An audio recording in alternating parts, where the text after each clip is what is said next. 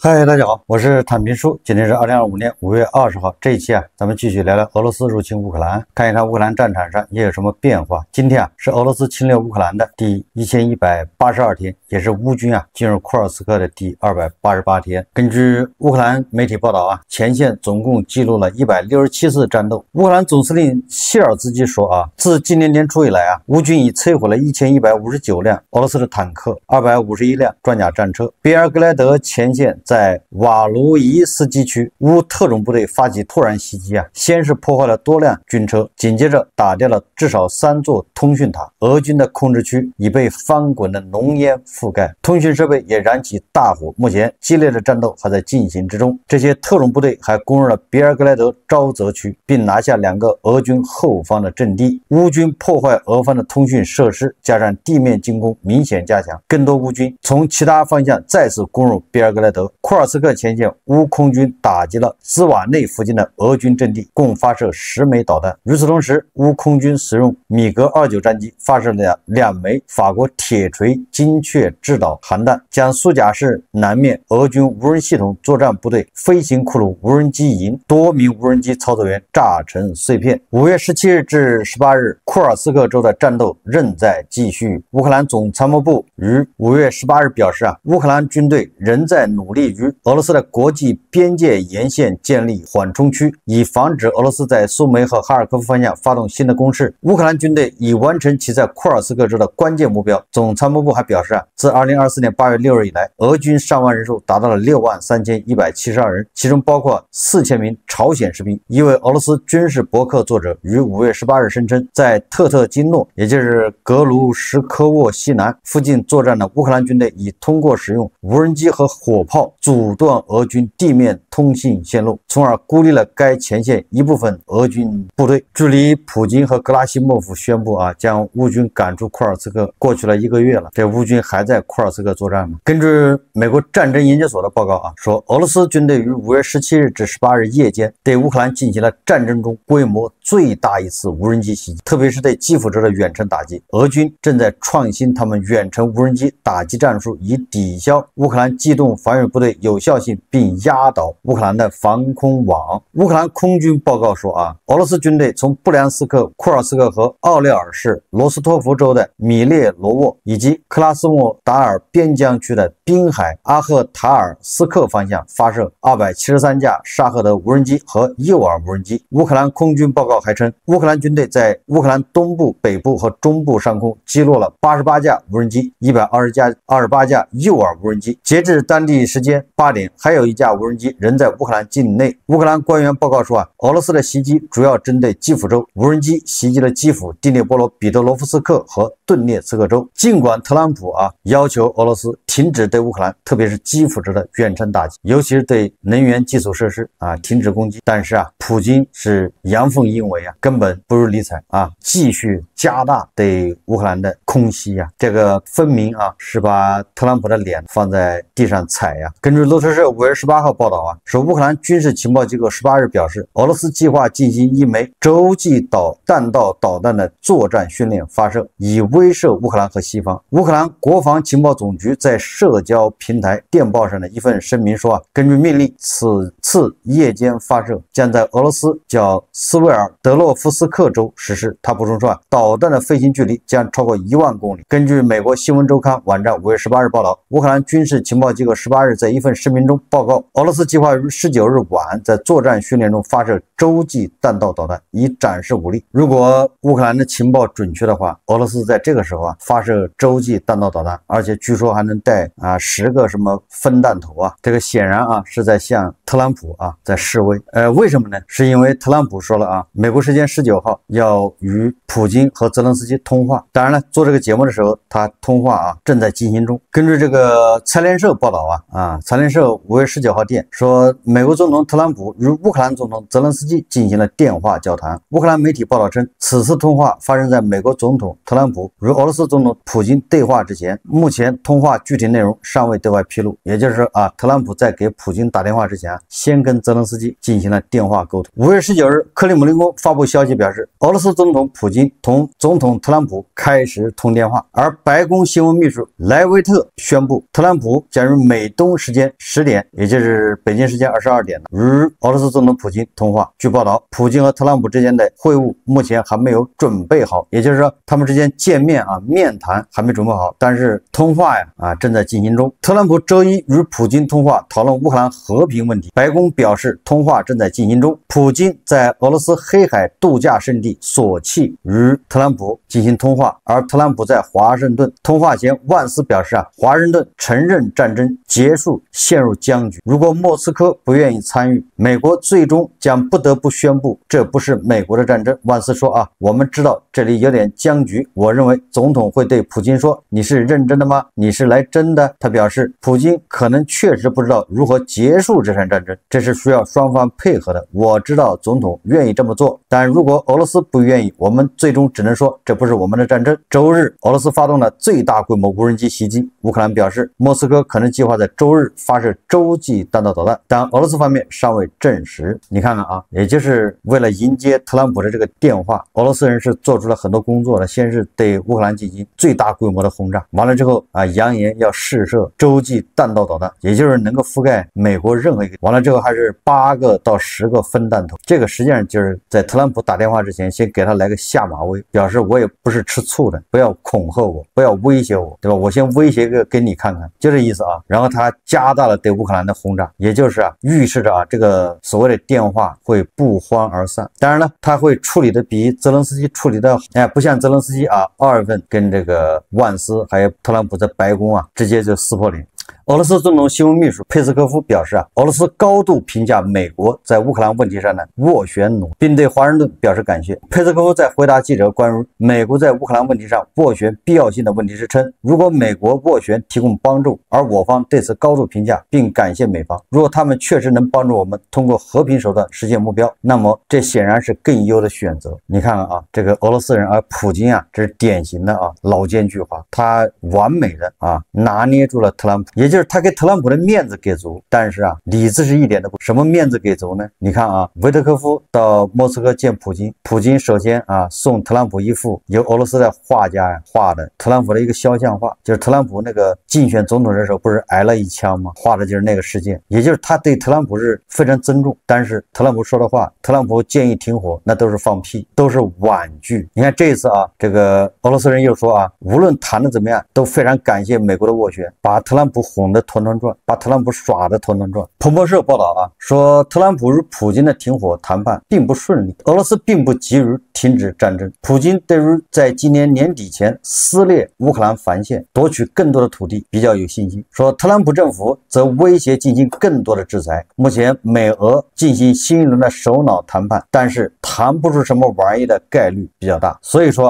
俄罗斯在特朗普和普京通话之前，对吧，加大对乌克兰的轰炸，以及扬言要试射这个洲际弹道导弹，这都是给特朗普一个下马威。我们再看看这个外交以及国际援助波兰扣押一架飞往俄罗斯的装载波音飞机轮胎的航班。波兰国家税务总局周一表示，波兰海关查获了5公吨原本要通过白俄罗斯和俄罗斯转运的民用波音飞机轮胎，并指出这类商品已被欧盟制裁措施所涵盖。自2022年2月俄罗斯对乌克兰发动全面入侵以来，西方国家已对俄罗斯及其盟友白俄罗斯实施了范围广泛的制裁，包括空中客车公司、波音公司已停止提供服务和备件供应，并取消了对飞机的定期维护支持。这个俄罗斯到时候民航连飞机轮胎都不够了。从这儿可以看出这个欧盟对俄罗斯的制裁是加大了力度。前不久爱沙尼亚扣押了俄罗斯的一艘影子邮轮，今天波兰又扣押飞往俄罗斯的这个航班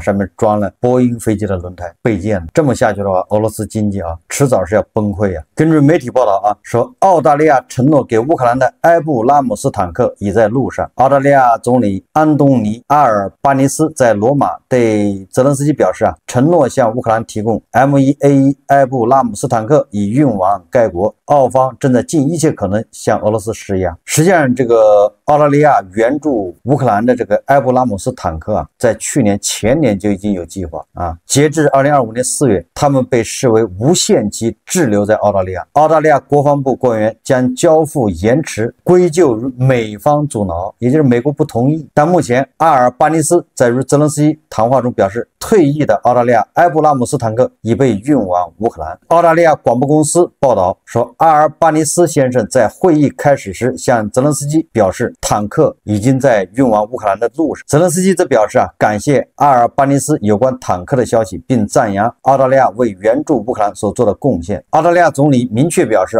澳大利亚将继续考虑任何可以向俄罗斯施压的措施。从澳大利亚的说法来看，应该是特朗普政府在援助乌克兰这一块是悄悄的发生变化，这样澳大利亚援助乌克兰的这个埃布拉姆斯坦克才能得以成型呢？是不是说明特朗普对乌克兰还是做得多说得少？就表面上骂，表面上打压施压，暗地里该援助还是援助，也不拦着，对吧？你们愿意送就送吧。当然这个需要观察。丹麦宣布向乌克兰提供 5.46 亿欧元军事援助，该援助包括火炮系统、弹药和航空物资支持。该决议将于2025年至2028年实施。比利时正式宣布向乌克兰提供10亿欧元的军事援助100台乌尼莫克卡车，包括1辆装甲卫生车、20套升级版的防空系统、5架地面无人机、豹式坦克，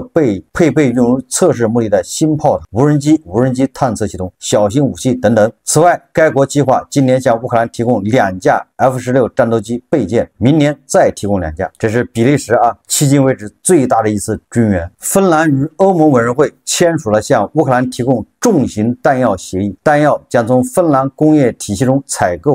购将通过欧洲和平基金从冻结的俄罗斯资产中获得资金。芬兰国防部说该项目框架内，欧盟委员会与芬兰签署了向乌克兰采购价值9000万欧元的弹药协议。德国称正计划推动对俄罗斯实施新的制裁，以推动停火。德国正与盟友合作制定一揽子新制裁措施，旨在向俄罗斯施压，迫使其同意在与乌克兰的战争中停火。德国政府发言人科内柳斯周一在例行新闻发布会上表示，柏林政府正在不断研究和重新审视对俄罗斯制裁方案。他还表示，欧盟将于本周通过第17项制裁方案。欧盟新一轮制裁预计将针对俄罗斯的金融业，这也是乌克兰盟友向俄罗斯总统普京施压，促使其通过谈判达成和平协议，以结束战争的最新举措。彭博社上周报道，欧盟还准备将矛头指向支持莫斯科战争努力的第三方银行。科内柳斯表示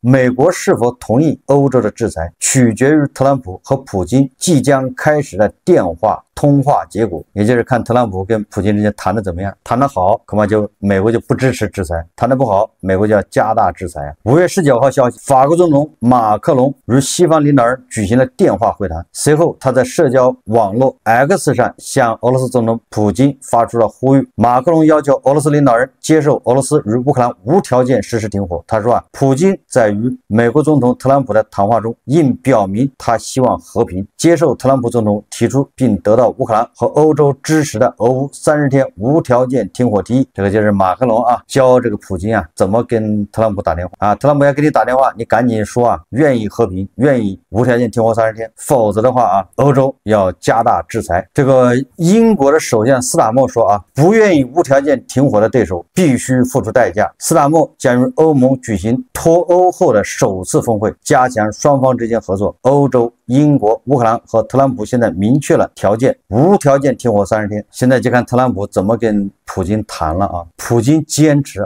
签和平协议再停火，而这个欧洲、乌克兰还有特朗普明显的是希望先停火，协议慢慢谈。我们再看看美国态度这个特朗普在给普京打电话之前，普京对吧也做了很多动作，也就是向特朗普示威，我可不是好欺负的。而这个美国也一样在特朗普给普京打电话之前也向俄罗斯施压。首先是卢比奥说这个美国国务卿卢比奥表示参议院已集结足够票数通过针对俄罗斯的新一轮制裁法案，说即使没有白宫的参与。他指出参议员格雷厄姆已获得约80名联合发起人，在众议院的支持力度也相当。如果俄罗斯的谈判没有进展，参议院将被迫采取行动。卢比奥补充道，正如彭博社此前报道，特朗普可能会在与普京的通话中发出警告，称自己无法阻止制裁法案的通过。格雷厄姆提出的法案将对从购买俄罗斯石油、天然气或油的国家进口商品征收最高达500%的关税，也就是2级关税啊。卢比奥放风啊，说这是格雷厄姆啊在众议院啊联合那帮议员啊，参议院呢联合那帮议员啊搞的投票，特朗普也阻止不了。所以说啊，你普京赶紧识点相吧，如果你不同意无条件停火，那参议院将被迫采取行动，也就是2级制裁。那么这还不算啊，美国财政部部长贝森特啊，他在接受哥伦比亚广播公司新闻台采访的时候说啊，这就是赤裸裸的威胁了啊，说如果普京拒绝以善意精神进行和平谈判，美国和欧盟将加大对俄罗斯的制裁。你看，赤裸裸的威胁啊。这个贝森特啊，他还说啊，说过去啊对俄罗斯的制裁没有效果，什么原因呢？他指责拜登的软弱作风，就指责拜登啊下手不够狠，那个对俄罗斯的制裁是象征性的，投鼠忌器，既担心啊制裁了俄罗斯导致油价上涨，所以对俄罗斯的制裁是瞻前顾后，软弱。这贝森特说啊，特朗普已经明确表明了利害关系，也什么意思呢？也就是特朗普已经算清楚账了，对吧？你如果普京拒绝以善意精神进行和平谈判，那么就要对俄罗斯实施真正的制裁。不管怎么说啊，这就是特朗普在给普京打电话之前呢，双方斗法，互相威胁恐吓，还是有这么个意思的啊。也不能说特朗普啊就完全真的是给普京跪下了。但是俄罗斯人在乎吗？面对这个美国啊以及欧盟的这个新一轮制裁的威胁，这个俄罗斯人说啊，我们不在乎。俄罗斯总统办公厅副主任奥列什金对俄罗斯经济状况进行评估时表示，俄罗斯经济已经适应外部制裁，目前经济正在持续增长，也就是黄俄所说的越打越有钱。我们早就适应了美国、欧盟的制裁。这个美国财政部长贝森特说啊，那以前制裁那是小儿科，没玩真的，我们这回来真的。但是这个俄罗斯总统办公厅副主任奥列什金告诉俄罗斯记者扎鲁宾说啊，俄罗斯经济已经学会了在这些外部制裁条件下生存，而且许多国家实际上正在利用这些对俄罗斯的制裁措施为自己谋利。但是俄罗斯人这回啊，恐怕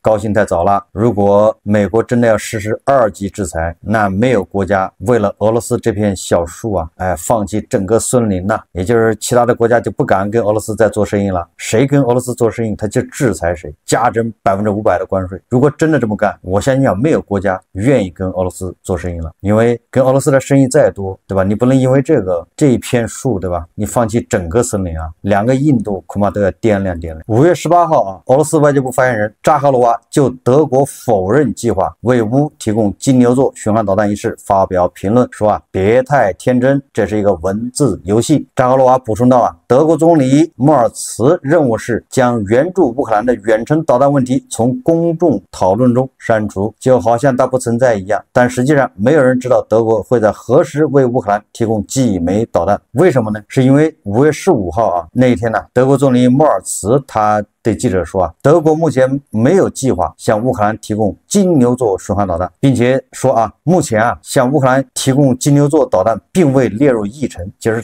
不在讨论之列啊。这个莫尔茨在上任之前啊，一直非常强硬，一直说啊，他一上任就要给乌克兰提供金牛座导弹。那现在为什么又说啊，这个提供金牛座导弹啊不在议程之内？而且德国的国防部长托斯啊皮留乌斯啊，那是坚决反对给乌克兰提供金牛座导弹，认为这个提供金牛座导弹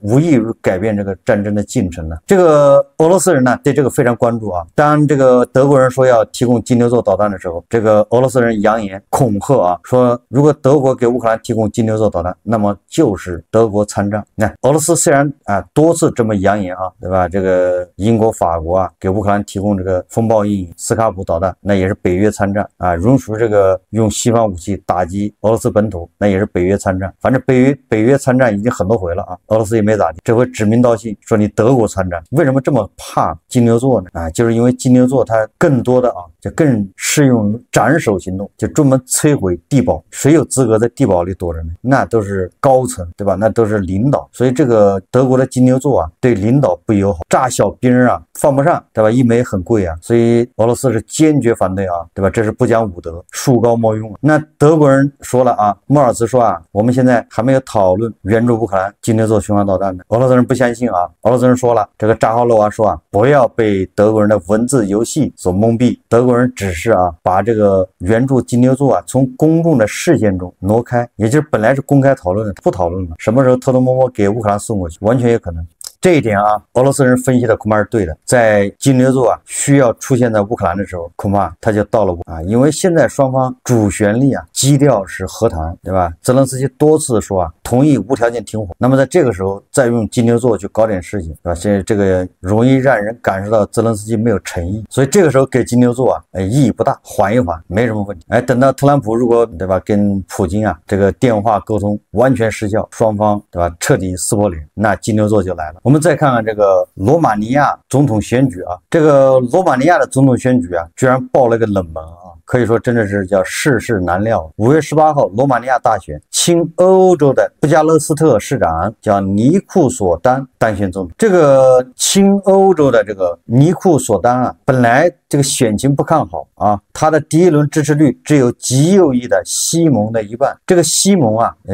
好像他有个外号啊，也就是罗马尼亚的特朗普，他说极右翼，也就是这哥们儿一上台啊，那跟那个匈牙利的奥尔班是一样，两人一唱一和，都要抱着俄罗斯的大腿，马上对乌克兰就要对吧各种阻挠。这个大选之前呢，这个尼库索丹啊，他的民调啊好像只有这个西蒙的一半，但是第二轮选举的时候啊，西蒙只拿到了46的选票，而尼库索丹拿到了54%的选票，也就是尼库索丹呢，他这个选票多了1倍还不止。有很多政治分析家认为啊，起作用的就是特朗普因素，因为这个乔治西蒙啊很年轻，38岁，是一个特朗普常常戴着让美国再次伟大的特朗普帽，有罗马尼亚特朗普之称。罗马尼亚现在是北约重要战略支柱，也是欧盟忠实的成员国，拥有1900万居民。我记得北约在罗马尼亚好像还有这个空军基地啊，专门用来这个培训乌克兰的飞行员。如果这个罗马尼亚真的如果让这个西蒙啊掌权，那就变成另外一个匈牙利，那乌克兰的日子就更难。所以这个罗马尼亚总统大选啊，吸引着全欧洲的关注。布鲁塞尔支持罗马尼亚的亲欧派候选人，华盛顿则支持极右翼候选人，对吧？华盛顿的万斯、马斯克等公然支持极右翼。这个乔治西蒙啊，年轻的时候是一名足球流氓，他在竞选中利用民众对经济困境的不满，煽风点火，号召赶走布鲁塞尔如贼盗一般的政客，也就是脱欧。那就是搞民粹嘛。什么叫搞民粹呢？就是罗马尼亚现在经济不好，那都是欧盟在这剥削就跟很多这个正能量小粉小红那个逻辑一样。总之啊，罗马尼亚大选的结果是让人大跌眼镜，也是喜出望外。所以这个尼库索丹当选以后，泽连斯基立马打电话祝贺。这个尼库索丹呢，他在竞选中一再承诺继续援助乌克兰，并使罗马尼亚牢牢焊在欧盟中。最终的投票结果说明罗马尼亚捍卫了民主，捍卫欧盟，继续援助乌克兰。那么这个结果当然让俄罗斯人大为失望。本来迪波老人认为自己在欧盟里面，对吧，又多了一个小兄弟，又多了一个跟欧盟唱反调的，对吧？又多了一个小厄尔班了。这不一下厄尔班，这个斯洛伐克的叫菲科，再加上罗马尼亚的这西蒙，这3剑客，你说欧盟多热闹？结果啊，事与愿违，翻车了。俄罗斯总统新闻秘书佩斯科夫表示啊，罗马尼亚总统选举至少可以说很奇怪，因为他们非常不满意啊。佩斯科夫在回答记者关于克里姆林宫如何评论法国试图干涉罗马尼亚选举的消息时说啊，罗马尼亚投票了，罗马尼亚的选举至少可以说很奇怪。我们知道某个候选人的故事，他有最大的机会，但可以这么说，他们没有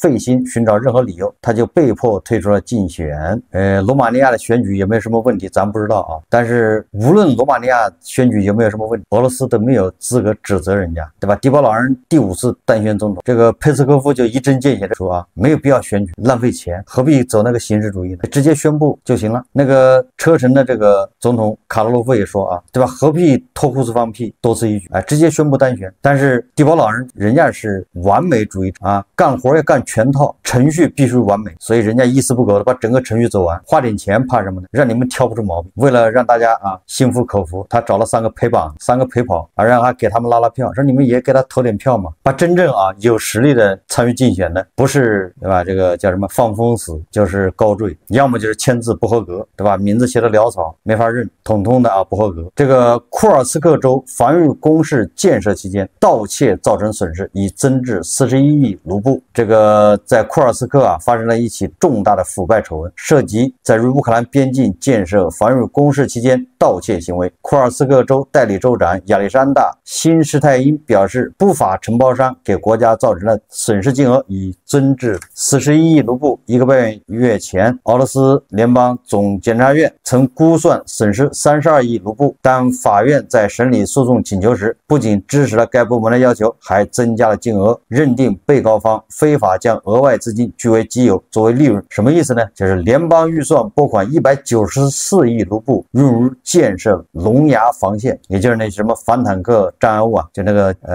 金字塔那个水泥锥还有那个水泥棺材还有那个反坦克壕等等就那个194亿，深深让人家贪污了42个亿，大量资金通过虚假合同如空壳公司勾结被窃取。这是俄罗斯防空网报道的这个41亿被窃取，这个还不含邵师傅的，对吧？邵师傅的那一份另算在我做这个节目的时候特朗普和普京的电话会谈还没结束打成什么样也不知道，但是我想很快就答案揭晓，到时候我们再讨论。好，这期节目我们就聊着，感谢大家收看。如果喜欢我的节目，欢迎订阅转发，也可以在下方留言评论，谢谢大家。